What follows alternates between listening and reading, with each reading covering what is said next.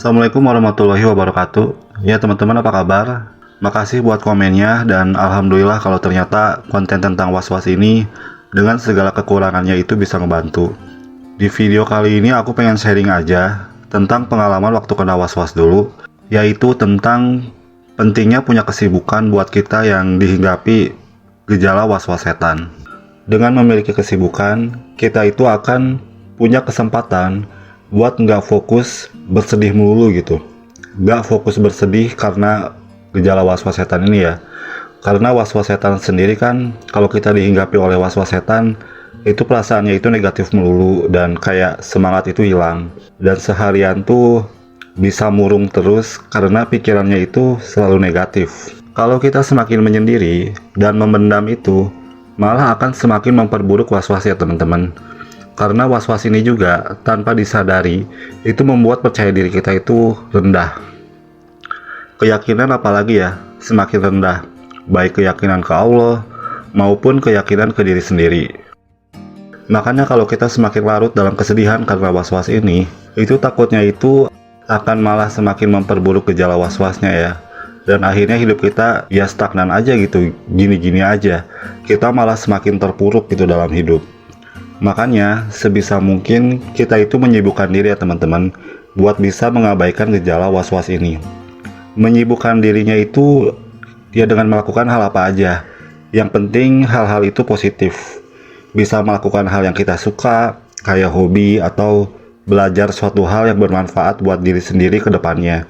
Atau mungkin di antara teman-teman ada yang udah kerja atau mungkin masih sekolah, yang otomatis udah punya kesibukan. Tapi walaupun kalian memiliki kesibukan seperti itu, kalian masih ngerasa gundah juga karena was-was. Ya bisa ngelakuin kesibukan yang lain juga, seperti misalnya tingkatin ibadah, ataupun hafalan, murojaah, ataupun belajar ngaji di sela-sela pekerjaan, ataupun sekedar mendengar ceramah ya.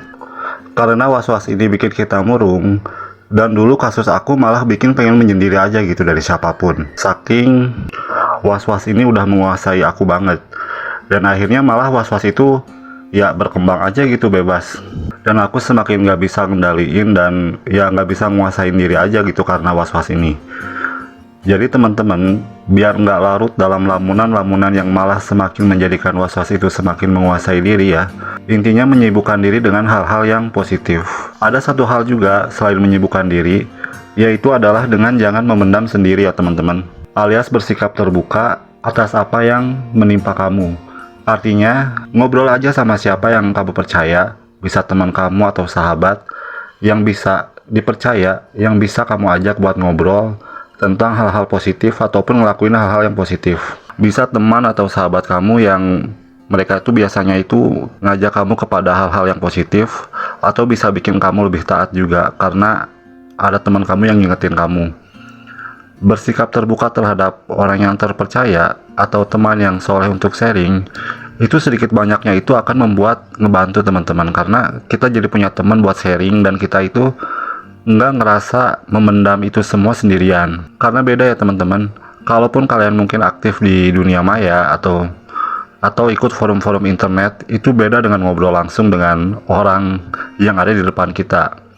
Karena sharing, ngobrol, itu sangat ngebantu kita buat semangat lagi dan kayak menanamkan pikiran positif gitu di dalam diri kita.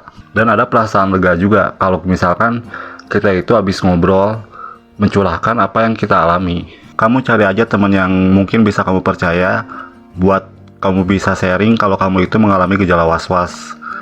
Dan siapa tahu teman kamu ini bisa ngebimbing kamu, kayak mungkin misalnya lebih taat dalam ibadah, bisa ngajak kamu buat lebih taat dalam beribadah. Intinya jangan pernah memendam sendiri dan bersikap terbuka aja.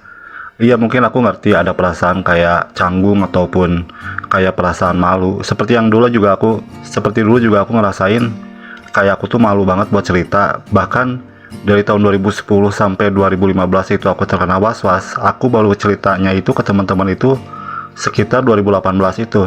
Teman-teman aku tuh yang deket baru tahu kalau ternyata dulunya itu aku pernah ngalamin gejala was-was yang parah banget. Dan juga usahakan kalau misalkan pergaulan kamu itu berada di circle yang baik buat kamu ya. Terutama baik dalam mengingatkan kamu buat lebih taat lagi dalam beribadah. Karena itu tanpa kamu sadari juga nanti ke depannya itu kamu akan lebih terbentuk sendiri buat jadi pribadi yang lebih taat mungkin dalam beribadah ataupun mungkin lebih positive thinking. Jadi seperti yang tadi aku bilang, kalau misalkan kalian terkena was-was, itu usahakan jangan pernah sendirian, baik itu menyendiri maupun memisahkan diri dari pergaulan ya, itu nggak boleh. Ya kamu harus pilih-pilih dalam pergaulan. Kalau misalkan ada pergaulan yang mungkin malah bikin kamu ke arah yang nggak benar ya, sebisa mungkin jauhin. Tapi bukan berarti untuk memutus tali silaturahmi ya. Tapi lebih ke arah kamu berpindah pergaulan ke pergaulan yang lebih baik. Dan teman-teman kamu yang mungkin malah bikin kamu ke arah yang nggak baik, itu juga bisa kamu ajak pelan-pelan buat mungkin lebih taat kepada Allah ya, atau bisa bareng-bareng kamu buat belajar agama, itu kan juga malah lebih baik ya. Dan dengan kesibukan tadi, itu tanpa disadari, itu pasti akan membuat kamu itu perlahan-lahan itu lupa gitu ya. Kalau misalkan, bukan lupa ya, mungkin bisa mengabaikan berbagai jenis was-was itu.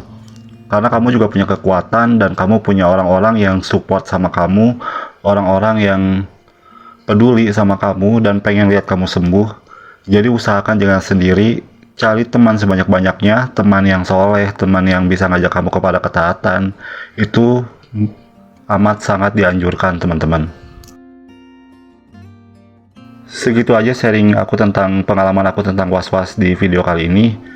Makasih teman-teman kalau udah simak video ini sampai habis, dan aku juga minta maaf kalau misalkan banyak DM yang belum sempat aku bales. Pasti juga pelan-pelan aku baca dan sebisa mungkin aku akan bantu sebisanya aku. Dan satu lagi aku juga berharap kalau misalkan video tadi itu bisa membantu teman-teman juga buat bangkit dari gejala was-was ini, buat bisa bebas dari gejala was-was setan ini dan bisa melanjutkan hidup teman-teman ke depannya. Sekali lagi makasih teman-teman. Assalamualaikum warahmatullahi wabarakatuh.